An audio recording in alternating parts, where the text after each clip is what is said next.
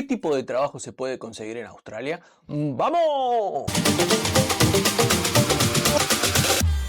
Hola mundo. Cuando llegamos a Australia lo primero que deseamos es conseguir un trabajo. Podemos conseguir trabajo en la construcción, hospitality, en una granja, etc. Ahora les voy a contar qué clase de trabajo hice y los voy a puntuar.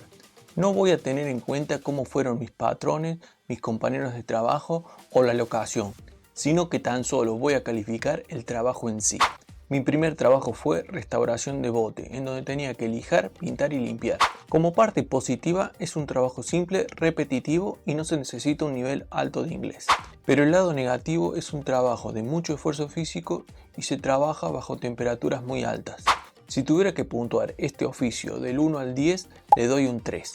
Mi siguiente empleo fue construir unas especies de góndolas de supermercado en fábricas, las cuales sirven para colocar las mercaderías o productos. Como parte positiva, es un empleo simple de entender. Una vez que te aprendes lo que hay que hacer, es repetir ese mismo proceso una y otra vez. Se trabaja bajo techo, por lo cual no pasas frío ni calor y no corres el riesgo de que se cancele el día de trabajo por lluvia. Como parte negativa, no te pueden asegurar cuántas horas de trabajo tendrás. Mi puntuación es un 8. Mi siguiente empleo fue colocación de césped. Como parte positiva, el trabajo es algo simple y repetitivo. No se necesita un nivel alto de inglés. Como parte negativa, es un trabajo mucho más físico de lo que parece. Por lo general hay que trabajar en lugares apartados de la ciudad y se dificulta mucho llegar. Y son zonas descampadas, donde en invierno se pasa mucho frío y en verano se pasa mucho calor. Como se trabaja al aire libre, se corre el riesgo de que te cancelen el día de trabajo por lluvia. Mi calificación es un 4. Mi siguiente empleo fue colocación y reparación de cercas. Lo positivo es que, como tienes que trabajar en zonas rurales, se puede ahorrar más dinero por el simple hecho de que no tienes en dónde gastar.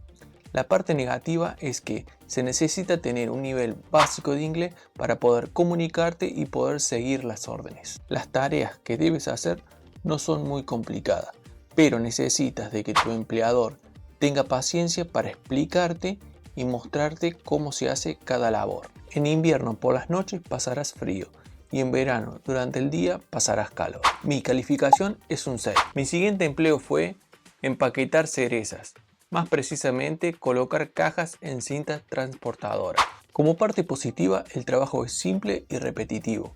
No se necesita un nivel alto de inglés. Como parte negativa, pasaba mucho tiempo parado y la planta de los pies llegan a dolerte mucho. Pese a que trabajábamos bajo techo, dependíamos de que hiciera un buen clima para poder trabajar. Es un empleo en donde las cantidades de horas semanales varían muchísimo. Mi puntuación es un 7. Mi siguiente trabajo fue mezclar distintos ingredientes como chocolate, azúcar, sales y embolsarlo. Como parte positiva, el trabajo es algo simple y repetitivo.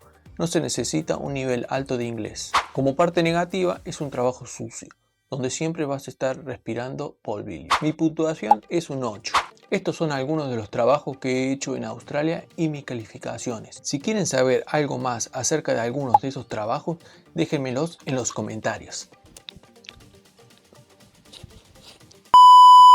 También les recomiendo el video Trabajo en Australia, ten mucho cuidado, que les puede ayudar a que sepan con qué se pueden encontrar cuando comienzan un trabajo.